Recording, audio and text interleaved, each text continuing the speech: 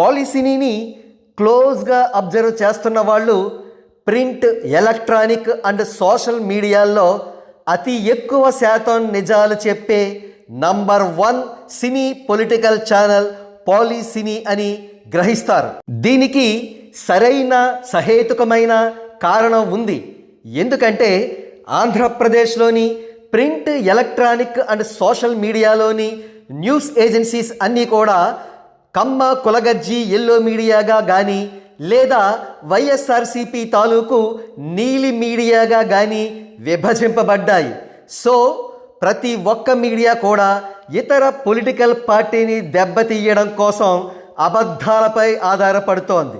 సింపుల్గా చెప్పాలంటే అబద్ధాలతోనే వారి యొక్క జీవిక ముడిపడి ఉంది అని చెప్పవచ్చు.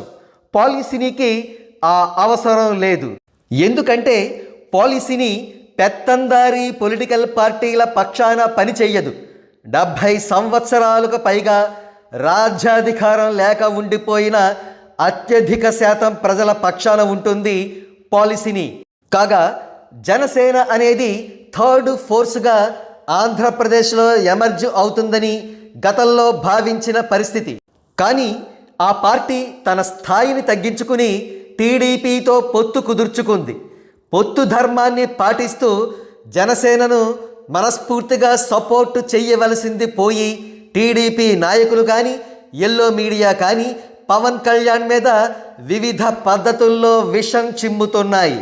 ప్రస్తుతం ఎలక్షన్ నోటిఫికేషన్ రిలీజ్ అయ్యే సందర్భం త్వరలోనే వచ్చే పరిస్థితి వచ్చింది.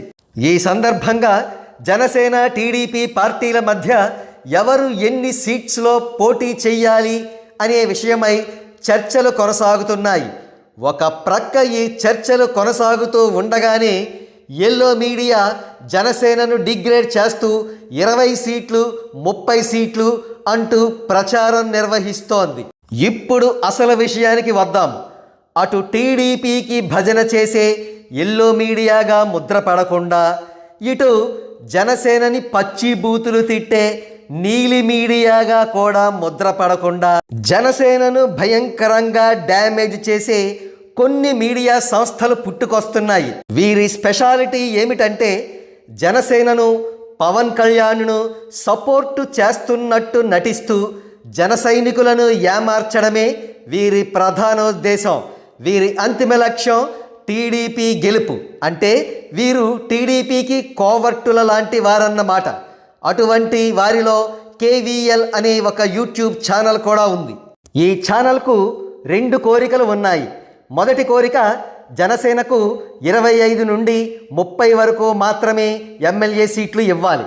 రెండవది పవన్ కళ్యాణ్ సీఎం కాకుండా చంద్రబాబు నాయుడు గారు మాత్రమే ఫుల్ టైం సీఎం అవ్వాలి. ఈ ఛానల్ దురుద్దేశాన్ని పసిగట్టిన పాలిసీని గతంలోనే ఒకానొక వీడియోలో జన సైనికులను జాగ్రత్తగా ఉండమని హెచ్చరించింది.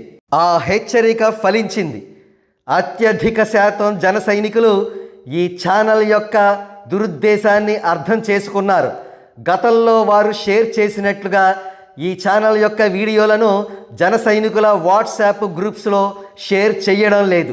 ఒకవేళ ఈ ఛానల్ మనసు మార్చుకుని జనసేనకు 60 సీట్లకు పైగా డిమాండ్ చేస్తూ పవన్ కళ్యాణ్కు సీఎం సీటులో షేరింగ్ ఉండాలి అని వీడియోలు చేస్తే నిరభ్యంతరంగా జన సైనికులు ఈ ఛానల్ని సపోర్ట్ చేయొచ్చు.